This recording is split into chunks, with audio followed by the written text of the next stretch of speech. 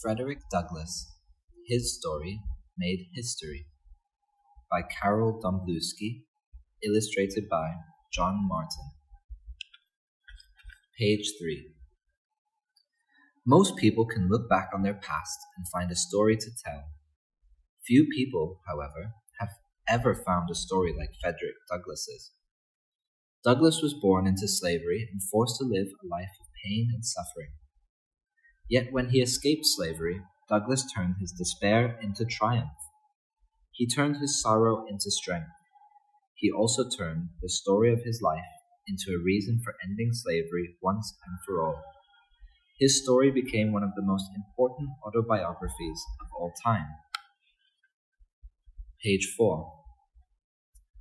Douglass actually wrote his autobiography 3 times.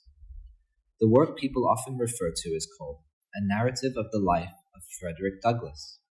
Other titles of his autobiographies are Life and Times of Frederick Douglass and My Bondage and My Freedom.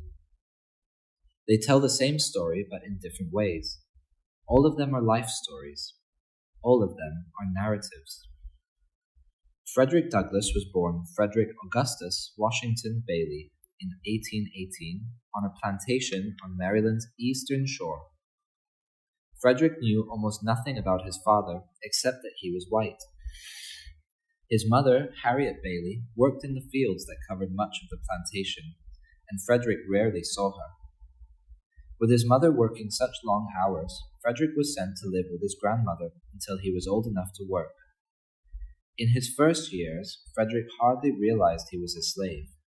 He would play in the woods near his grandmother's cabin, unaware of the significance of the slave owner who came by occasionally.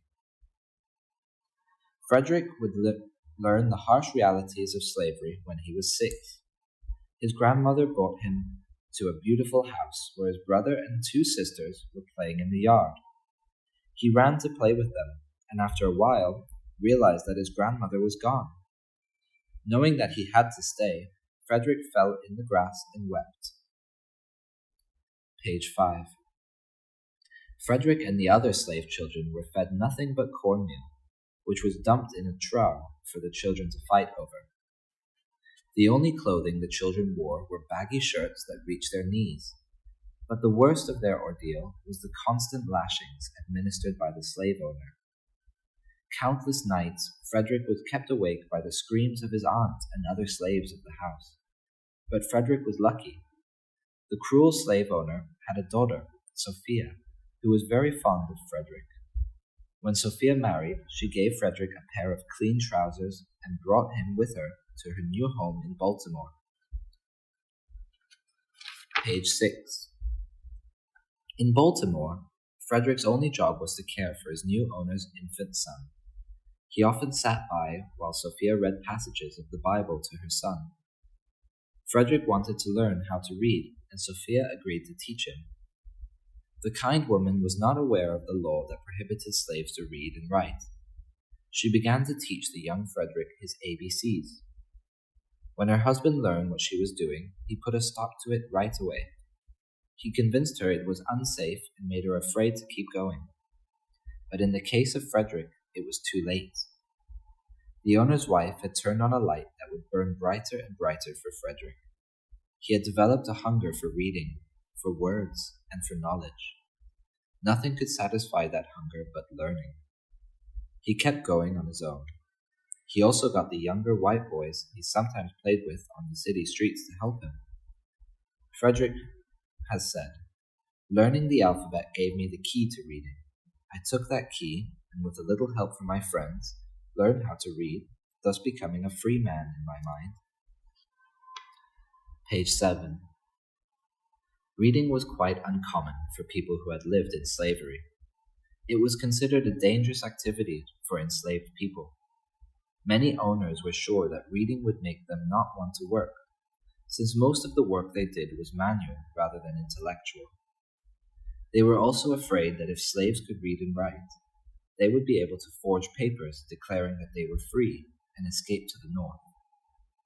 It was even against the law to teach slaves to read in some states. Frederick continued reading any time he could. When he had saved up enough money, he bought an issue of The Columbian Orator, which was a collection of speeches and essays on democracy, courage, and freedom. Inspired by the book, Frederick began to learn about the abolitionist movement, that is, the movement to end slavery. As he grew older and became more educated, he learned to detest slavery more and more, and to long for his freedom. When Sophia and her husband died, Frederick was sent to the plantation of a slave breaker, Edward Covey. There, Frederick was forced to work from dawn until dusk, plowing, hoeing, and picking corn. Covey would hide in the bushes and spy on his slaves. When he caught any of them resting, he would jump out and beat them brutally. Page 8. Though he was often beaten, Frederick still had hope for the future. At night, he would gather slaves together and teach them to read. The members of this illegal school planned for their escape, but their plot was discovered and they were jailed. When Frederick was released, he continued as a slave, becoming more and more resentful of his plight. But then he was given a gift.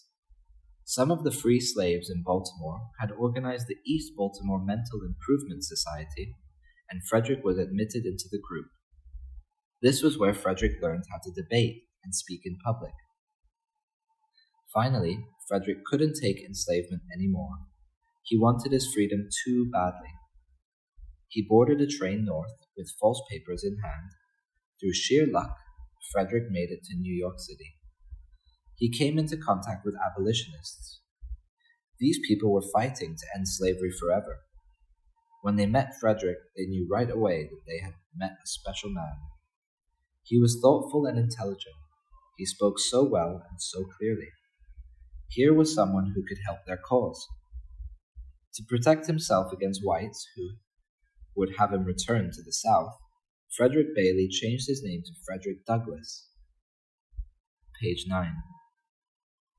Douglass first showed the American public who he was and what great things he could do through speaking rather than writing.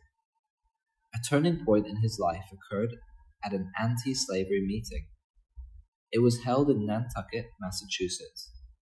At that meeting, he spoke to a white audience for the first time. He expressed his own feelings about slavery. He also told some of his own experiences.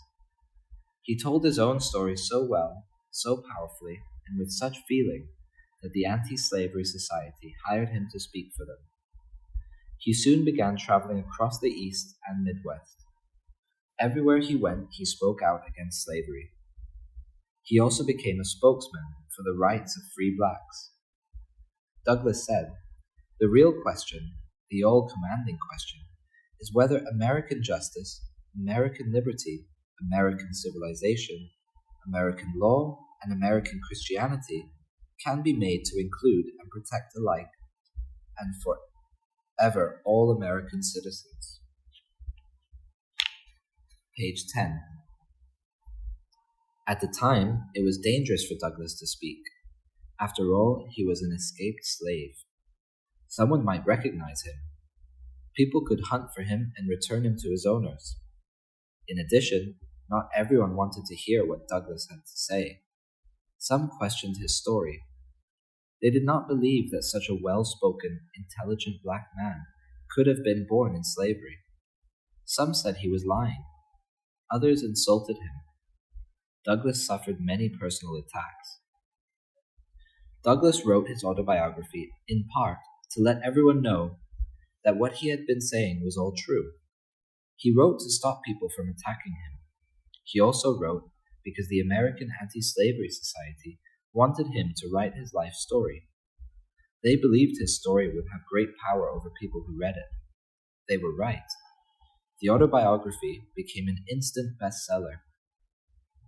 Other former slaves had written before about their experiences, but no one had done it as well as Douglass did it now. Douglass's story was written in flowing, elegant English. It was full of details that brought his story to life. It was also very readable, and as people quickly found, the story was exceptionally powerful. Page 12.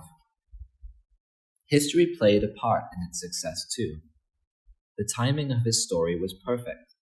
The nation was in turmoil during the late 1840s and 1850s. There had long been an anti-slavery movement in the United States. Most people understood that slavery was incompatible with liberty, and liberty was the watchword of the American Revolution and our nation's history. During the first decades of the 1800s, the tide of public opinion began to move against slavery. Anti-slavery feelings were at a peak when Douglas's autobiography was published in 1845. More and more people were joining the anti-slavery societies that formed in many cities. But the country was also deeply divided over the future of slavery. The economy of the South especially depended on the slave system, and many people defended it. Some people on both sides of the issue were already willing to fight and die for their beliefs. Questions about the future of slavery in America were driving the nation to the brink of civil war. In 1861, the nation went over that brink and plunged into the most destructive war in its history. Page 13. When people read Douglas's autobiography, they knew exactly what this thoughtful, intelligent man had experienced. Douglas told it all. He described his lonely and difficult childhood. He told about being separated from his mother in a system that ignored family ties. He told about later becoming an orphan. Then he told about being separated from his last remaining relative, his grandmother. Douglas also wrote about having no bed and sleeping on the cold ground in cold weather.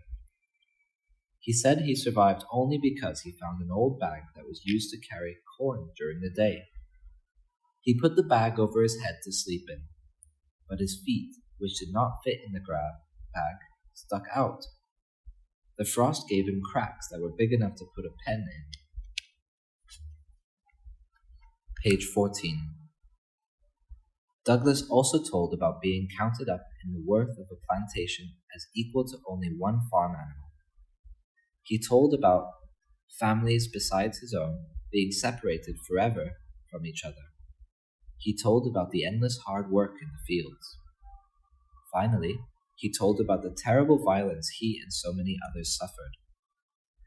Many readers finished the book in shock and sadness. They had just one thought in mind: we must end slavery now. For no one before had made them feel slavery's horrors as Douglas made his readers feel them. He helped them understand slavery. More than that, he helped them feel it. Page 15. Long after slavery ended, Douglas's story continued to have an effect on its readers. More and more writers used autobiography to tell their stories. Often, those writers were African American, like Maya Angelou, who wrote the autobiography, I Know Why the Caged Bird Sings. In their autobiographies, they showed what it meant to be black in a white society.